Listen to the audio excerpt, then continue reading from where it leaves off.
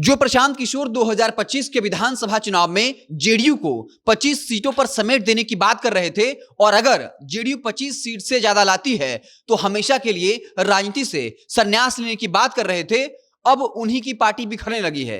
एक तरफ रितेश पांडे ने जहां सोशल मीडिया के जरिए अपना इस्तीफा पेश कर दिया और कहा कि वो समाज के लिए काम करना चाहते हैं, लेकिन किसी पार्टी के साथ जुड़कर यह करना संभव नहीं होगा। यानी साफ तौर पर रितेश पांडे ने जनसुराज से खुद को अलग कर लिया है। उनके बीजेपी में जाने की खबर है। वहीं उनके एक और मजबूत स्तंभ आरसीपी सिंह ने भी जेडीयू के साथ अपनी नजदीकी बताई है और जब उनसे पूछा गया तो उन्होंने साफ तौर पर कहा कि नीतीश कुमार से उनके 25 साल के रिश्ते हैं। और जब यह कहा गया कि क्या आप नीतीश कुमार के साथ आने वाले हैं, तब इसका खंडन नहीं किया, बल्कि यह कहा कि आने वाले वक्त में आपको सब कुछ पता चल जाएगा और मुस्कुराते हुए ये बातें कही। इसके आधार पर यह कहा जा रहा है कि जनसुराज के जो मजबूत स्तंभ थे वो एक एक कर दूर होने लगे हैं, क्योंकि क्या उनको यह लगने लगा है कि प्रशांत किशोर का बिहार की राजनीति में कुछ नहीं हो सकता।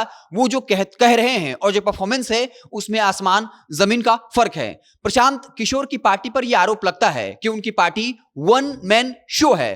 प्रशांत किशोर के अलावा एक भी कोई बहुत बड़ा चेहरा नहीं था जिसको प्रमोट किया गया या लगे कि वो पॉपुलर था, और ये भी हार की एक बहुत बड़ी वजह बनी।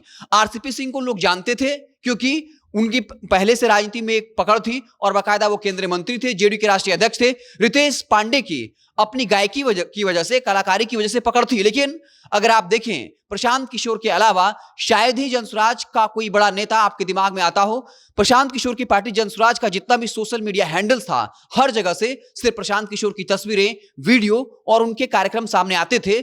और इस सवाल के जवाब में प्रशांत किशोर ये कहते थे, जब कोई मेहनत करेगा तो उसकी पहचान खुद बन जाएगी। लेकिन पूरा social media cell Prashant Kishor को प्रमोट कर रहा था और यह कहा जाता है कि 2025 के विधानसभा चुनाव में यह भी एक बहुत बड़ी वजह बनी कि कम से कम एक ठीक ठाक वोट परसेंटेज भी प्रशांत किशोर की पार्टी जनसुराज को नहीं आया। तो क्या जनसुराज, जिसके बारे में कहा जाता था कि वो बिहार में व्यवस्था परिवर्तन करेगा, प्रशांत किशोर खुद कहते थे चाहे कुछ भी हो जाए, जीतूं या हारूं, मैं बिहार का साथ नहीं छोड़ूंगा। लेकिन जब से चुनाव परिणाम आए हैं उसके बाद से प्रशांत किशोर और उनकी पूरी टीम ने चुप्पी साध रखी है। हालांकि 15 जनवरी का वक्त तो दिया है, लेकिन प्रशांत किशोर आखिर क्या सोच रहे हैं? क्या वाकई में जनसुराज पहले की तरह आक्रामक हो पाएगी? यह सच बात है, विपक्ष के गैप को प्रशांत किशोर ने भरा। जिस तरह के मुद्दे उठाए, चाहे अशोक चौधरी के 200 करोड़ घोटाले के मामले हो, सम्राट चौधरी को लेकर जो कटाक्ष किया या उनके खिलाफ जो सबूत पेश किए, इसके अलावा दिलीप जायसवाल पर जो आरोप लगाए, उस तरीके से प्रशांत किशोर कहीं ना कहीं विपक्ष के गैप को भर रहे थे, सरकार को असहज किया था। और तेजस्वी पर भी सवाल उठ रहे थे कि तेजस्वी यादव विपक्ष के नेता हैं, लेकिन सत्ता पक्ष की पोल तो प्रशांत किशोर खोल रहे हैं।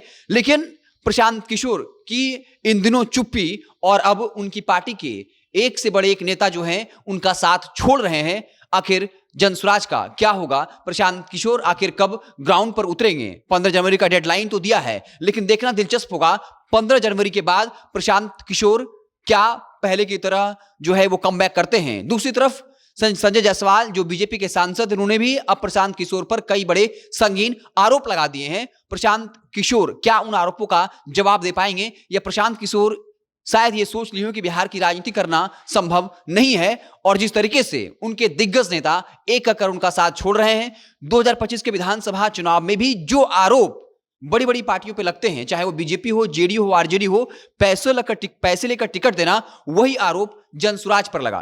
तो क्या जनसुराज के लिए आगे की राहें मुश्किल हो जाएंगी? जिस तरीके से रितेश पांडे ने पार्टी से अलग होने का बाकायदा ऐलान कर दिया सोशल मीडिया पर, वहीं आरसीपी सिंह जो प्रशांत किशोर के काफी नजदीकी थे, अब नीतीश कुमार के साथ अपनी नजदीकी जो है जता रहे हैं। और राजनीति का ये सिद्धांत होता है, जब नेताओं को लगता है कि इस पार्टी का कोई भविष्य नहीं है, नेता का कोई भविष्य नहीं है, तो क्या वाकई में जेडीयू कार्यकर्ताओं या उनसे जुड़े जो बड़े नेता थे उनको लगने लगा है कि अब जनसुराज का कुछ नहीं हो सकता? तो क्या जनसुराज के लिए एक इम्तिहान की घड़ी है?